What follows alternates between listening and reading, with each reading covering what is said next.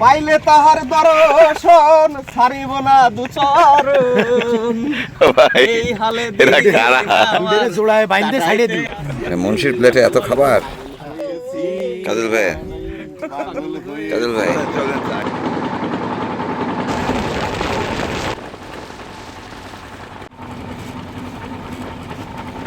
আমন্ত্রণ। সবাইকে আশা করি ভালো আছেন। আমরা আছি পদ্মা নদীর ঠিক মাঝখানে। দৌলতদিয়া থেকে আমরা যাচ্ছি চরসালেপুর।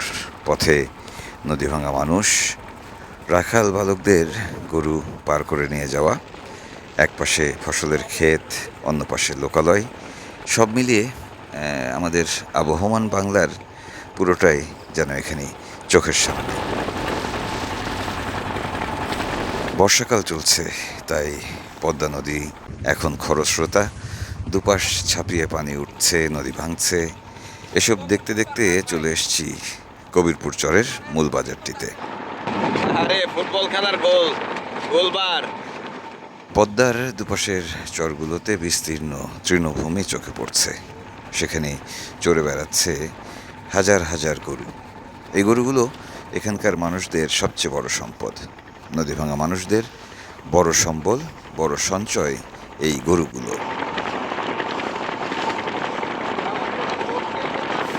পদ্মা যমুনার চরে চরের সিজন 3 আপনাদের কেমন লাগছে জানাবেন। আমরা মাঝ পদ্মা দিয়ে ছুটে চলছি স্রোতের সাথে সাথে। আমরা চলতে চলতে আটকা পড়ে গেলাম একটি চরে। ঠিক চরে নয়, আমাদের ট্রলারের প্রপেলার আটকে গেল চায়না দুয়ারি জালে। ওই যে দুয়ারি জাল, এই তামিমদের আত্মীয় স্বজনদের কাজ এগুলো সব। দুয়ারি জালে আটকা পড়ছিলাম আমরা, আবার রওনা দিলাম। চরের মানুষদের জীবন অবশ্যই বৈরী, তবে শত বৈরিতাকে তারা বুড়ো আঙ্গুল দেখিয়ে জীবনটাকে এগিয়ে নেওয়ার চেষ্টা করে, টিকে থাকার চেষ্টা করে। শত প্রতিকূলতার মাঝেও তাদের মুখে হাসি দেখি। পরিশ্রম করে তারা দুবেলার খাবার জোগাড় করেন। আমরা দেখছি পদ্মাপাড়ের মানুষের জীবন দেখতে দেখতে চলে এসেছি আপাতত চরভদ্রাসনের এমপি ডাঙ্গি ঘাটে। সেখানে আমাদের জন্য অপেক্ষা করছেন কাজল ভাই।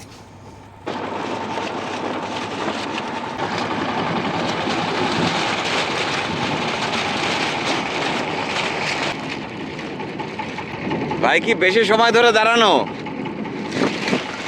ঘন্টা দুয়েক। আমি আসছি কোন জায়গা থেকে? পাহাড় থেকে। পাহাড় থেকে? পাহাড়ি তান্ত্রিক। নকা সাকা কোনো ভাই কোনো মন্ত্র কিছু নয়, নজানা মনি নজানা ভয় পারালে ফুটে মইতাং না উঁচু আপা রামধনু লক্ষণ বল চুমুক পর গাছে বানে মাথা খেলাম, পাঁচ হাতে খেলাম, পাঁচ পরন খেলাম, তেরে পাগল করিলাম, শুদ্ধ ডানে আর বামে করিলাম নজর বলতে আমার সারা কারোর দিকে চাস দোহাই ঈশ্বর মহাদেবের মাথা খাট।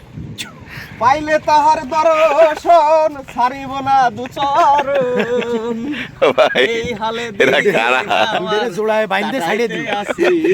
মোয়ালে দৌড় পাগল হয়েছি, পাগল হয়েছি। চলেন চলেন চা খাই। আর চায়ের পাগল আমরা, সকাল থেকে নাস্তা করিনি। নাস্তা রেডি আছে ভাই, চলেন। নাস্তা বলে রেডি আছে। 1:00 বাজে। এ কিডা রে?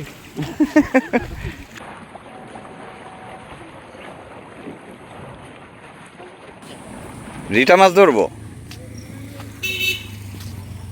সবাই মিলে একটি দোকানে বসে নাস্তা সেরে নিলাম। তারপর প্রয়োজনীয় কিছু জিনিসপত্র কেনাকাটা করলাম।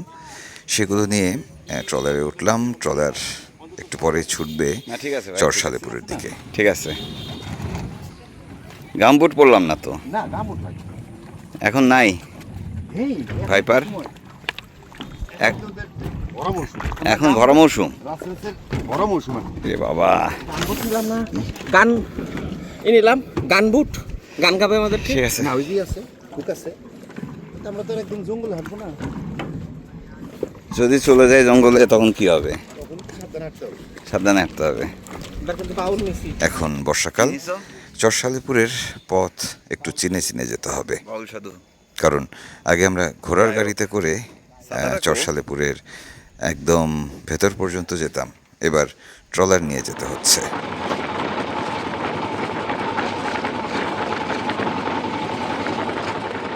চর অঞ্চলে এখন না চলে নাও, না চলে পাও, মানে সব জায়গায় নৌকা নিয়েও যাওয়া যায় না, আবার পায়ে হেঁটে চলাও মুশকিল। চরশালিপুরে যাব ঠিকই, কিন্তু আমাদের গন্তব্যে পৌঁছাতে হলে যেই পথ দিয়ে যেতে হবে সেটি হারিয়ে ফেললাম। তাই বিরতি নিলাম, খোঁজ খবর নিয়ে আবার রওনা দিব। আদার বাজার থেকে নাম আসে। বড় নৌকা আসে। ও, তাহলে এত বড় খাল আপনারা কেউ দেখলেন না, চিনলেন না? প্রত্যেকটা বাসা চায় না চাল। না না না, না, কল্যাণপুর দিয়ে যাবো না। ডাকাতে দেওয়া লাগবে কষ্ট করে। মেলা বাড়িতে ধোয়া লাগছে না? এতগুলা মানুষ এরা চিনল না, এরা মানে এই যে। ঘুরে বেড়া। এরা যদি কথা হলো, তাহলে কি হবে? এই খালটা যদি আপনারা না চিনেন তাহলে খাল এখন আর কোনো খাল নাই, একই খাল। না না, এই যে সোজা খাল আছে। কতদূরটা? আমি দেখলাম খাল। এই লোক তো কল্যাণপুর ঘুরে যাওয়ার চিন্তা করতেছে। হ্যাঁ, তেলের দাম খুব, তেল খরচ হচ্ছে আদিক করবো তাহলে তো আমি পথে চিনি না। আর পাচ্ছি রে বাড়ি শোনো। ওইখানে ওই এমপি ডাঙের উল্টো পাশে একটু আগে ওখানে খালটা। ওই যে বাতার কারণে বোঝা যায় না। আমি বললাম না ওই যে ওই সোজাই তো। বুঝতে পারছি। আমাদের একটু ভুল হয়েছিল, ওই জায়গায় স্লো করে ওই যে ওই নৌকাটা এই জিজ্ঞেস করে ঢুকাচ্ছে। লগিটা নামাই ধরেন। এখানে চায় না দিই লোক। আমাদের ট্রলার ঠেলা দেন, আইডো ঠেলা দেন। একটা লগি লাগবে। জঙ্গল হলি তো চাই নিতাম। হ্যাঁ, প্রত্যেকটা বাসমন এক একটা চায় না দাও। দেখছেন কিভাবে ঠেলাটা দিল। মানুষ গতরটা নাড়ায় না, এটা কোন হ্যাঁ। কোন স্বভাবের তালে পড়লাম রে ভাই। চরের একেবারে কিনারা ঘেঁষে আবারও উজানের পথ ধরলাম আমরা। এদিকে যেতে গিয়ে একটার পর একটা যে বাঁশের খুঁটি আপনারা দেখছেন, এগুলো প্রতিটি এক একটি চায়না দুয়ারি জাল। দুয়ারি জাল, হিট মেশিন কিংবা বিদ্যুতের শক দিয়ে মাছ শিকার করা থেকে শুরু করে ভয়ঙ্কর সব পরিবেশ ধ্বংসকারী মাছ শিকার চলছে এই অঞ্চলে। দেখে ভীষণ খারাপ লাগলো। যাই হোক, আমরা আমাদের পথ খুঁজে পেয়েছি। সরু এই পথ ধরেই আমরা ছুটে চলছি আমাদের গন্তব্যের দিকে। জঙ্গল বাজছে প্রপেলারে। হ্যাঁ, আমি শুনছি কিন্তু। 130 ডিগ্রিতে জারি বাড়িতে ওরে বাবা, বাবা, আমি শুনে তো দাঁড়ায় গেছি ভয়ে। দিন পাল্টায় যাচ্ছে ভাই। যুগ কলির যুগ এসে গেছে। ওই দেখেন বা ওই পাখি ভাই। হ্যাঁ না কদম গাছ। এটা কদম গাছের মধ্যে বাবুই পাখি বাসা বানাইছে বেচারা। গাছ নাই করবে কি? আমাদের আনু ভাইয়ের মাথা গরম। ফাঁকা জায়গায় এসে জঙ্গল ঠেকলো। জঙ্গলের মধ্যে দিয়ে আসলাম, জঙ্গল ঠেকলো না। বারবার ঘাস লতা পাতা জড়িয়ে যাচ্ছে আমাদের ট্রলারের প্রপেলারে, তাই একটু পরপর থামতে হচ্ছে, পরিষ্কার করতে হচ্ছে, আবারও রওনা দিতে হচ্ছে। এভাবে চলতে চলতে আমরা পৌঁছে গেছি চরশালিপুরের আদার বাজারের কাছাকাছি। এখন পদ্মা নদীর যে খালটি দেখছেন, সেই খালটি আসলে মূল নদীপথ। আর কোনো সমস্যা নেই। সামনে আদার বাজার পেরিয়ে আশিকের যে বাওর বাড়ি, যেখানে গাড়লের খামার রয়েছে, সেখানে পৌঁছতে আর কয়েক মিনিটের পথ। এদিকে কল্যাণপুর, কল্যাণপুর, হ্যাঁ বুঝছি। মান্দারতলা, এর পরে তাহলে আদার বাজার। ওই আদার বাজার, হ্যাঁ।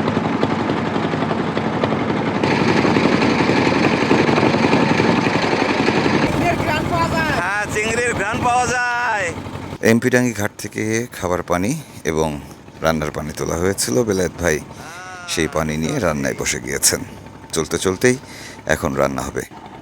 দুপুর গড়িয়ে গেছে, ভীষণ ক্ষুধার্ত আমরা সবাই। এদিকে জোর বাতাস বইছে, রান্না করতেও বেশ বেগ পেতে হচ্ছে। চরের মানুষ, চরের জীবন, তার সাথে আমরা কিছুদিন কাটাবো। আগামী কয়েকদিন এই চরশালিপুরেই আমরা কাটাবো।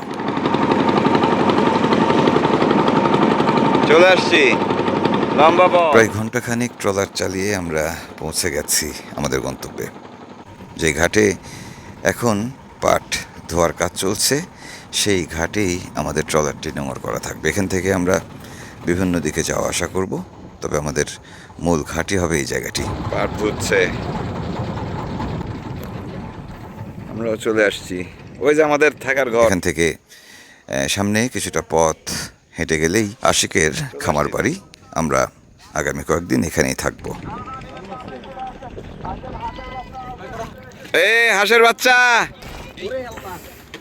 এদিকে আসেন, এদিকে আসেন, আসেন আসেন, রাজহাঁসের বাচ্চা আসেন। না না, ব্যথা হয়নি। বাচ্চা কিনবেন ভাই নাকি? প্রথম পাট কেমন হলো? ভালো হয়েছে, যাক। বাস পাট বাইরে, মানে এটা বাসক বড় বাটের ভিতর থেকে। আচ্ছা, বুঝতে পারছি। হাঁসের বাচ্চা। বেলেত ভাই রান্নাঘরে বসলেন। সবাই ভীষণ ক্ষুধার্ত, তাই দ্রুত রান্নাবান্না সেরে নেবেন তিনি। আজকের রান্নায় বেলেত ভাইকে সহযোগিতা করবেন আনু ভাই আর ভাগ্নে তামিম। দাঁত বের করা যাবে না।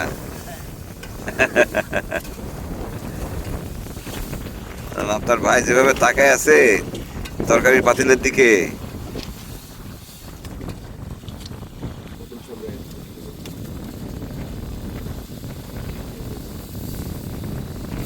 খুব বেশি সময় লাগলো না। বেলেত ভাইয়ের রান্না মোটামুটি গোছানোই ছিল।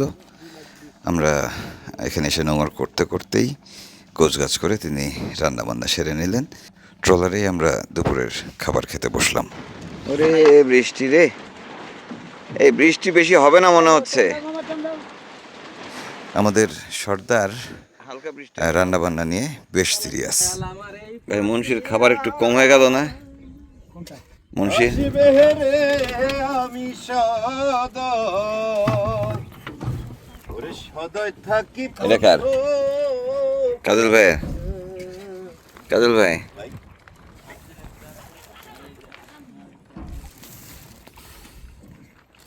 এটা কার? আশিক ভাই। আশিক।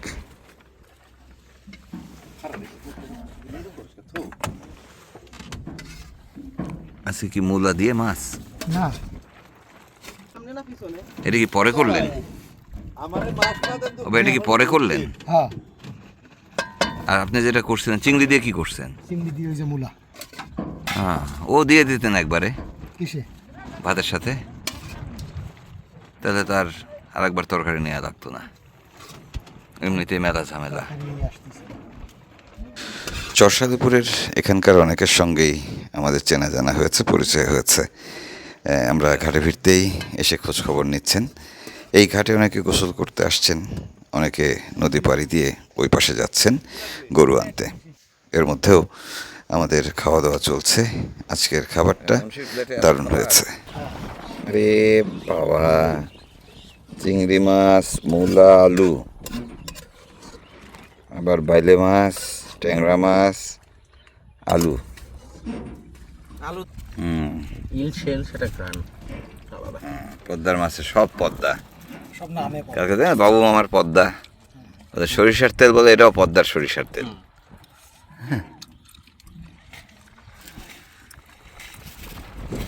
যাক বাবা, সকালের নাস্তা আর কিছু না হলেও 3:52 বাজে, খুব ভালো। আলহামদুলিল্লাহ পাইছি। হ্যাঁ, ঠিক আছে, প্রতিদিন উন্নতি হচ্ছে। সকাল সন্ধ্যা। সকাল সন্ধ্যা না, দুপুর রাত, দুপুর রাত। মানে ছবির নাম তাহলে সকাল সন্ধ্যা না, ছবির নাম হচ্ছে দুপুর রাত। দুপুর রাত, হ্যাঁ। এই বাবা, তুমি ভাত খাইছো? গুড, তাহলে আমরা খাই। আচ্ছা। 1 থেকে 2 দিনের বেশি কিছু লাগে না। বিকেল গড়িয়ে গেছে। আমাদের চারপাশের যে পরিবেশ একেবারে অসাধারণ, সবুজ। গরুগুলো ফিরছে ঘরে। অন্যদিকে আমরা সিদ্ধান্ত নিতে পারছিলাম না যে আমরা রাতের বেলা ট্রলারেই থাকবো নাকি আশিকের খামারে। পরে সিদ্ধান্ত হলো আমরা খামারেই থাকবো, চলাফেরা করব নদী পথ ধরে এই ট্রলার। চলো ভাগ্নে, একটু ভেড়া দেখে আসি, চলো গাড়ল দেখে আসি। একদিন মন খারাপ। না ভাগ্নে, এখন কেমন জানি হাসি হাসি মুখ, বুঝছো? পাখাগুলো খাইছিল কতবার। ট্রলারের জিনিসপত্র সব গোছগাছ করে নেওয়া হচ্ছে আর আমরা রওনা দিয়েছি খামারের দিকে। মানে যে গারলের খামার রয়েছে ছোট ভাই আশিকের, সেখানে।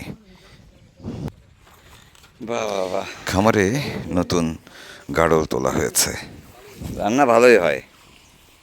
ওই তো না, আমাদের শোয়ার জায়গাটা দখল হয়ে গেছে রে। বৃষ্টির মধ্যে কি আনন্দে ছিলাম আমরা। এই এখন তো আর টারজান হওয়া লাগবে না এখানে ওঠার জন্য। বাহ, আগের বার বর্ষার মধ্যে আমরা এখানেই ছিলাম।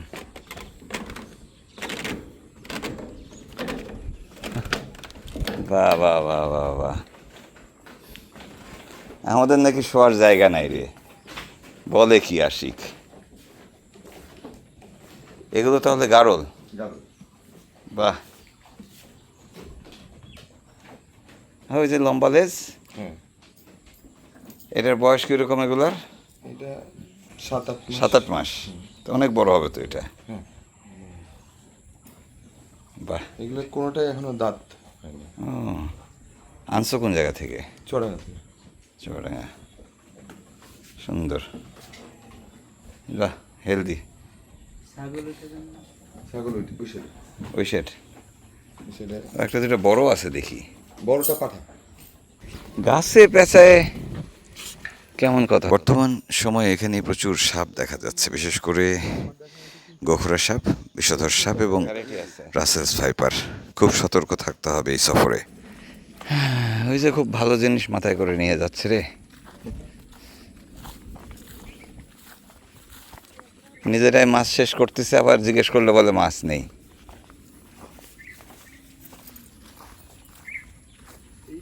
সামনে যেই বড়ই গাছটি দেখছেন, এখানে একটি রাসেলস ভাইপার সাপ ছিল, গাছের উপরে বসা ছিল কিছুদিন আগে। আশিক বলছিলেন যে এখানেই মাঝে মাঝেই সাপ দেখা যাচ্ছে, কাজেই সবাইকে সতর্ক থাকতে হবে। আমরা যে ঘাসের মধ্য দিয়ে হাঁটছি, কেমন যেন গা শিরশির করছে, তবে খুব সাবধানে করতে হবে। হ্যাঁ, ডানে বামে যায় না পাগনা।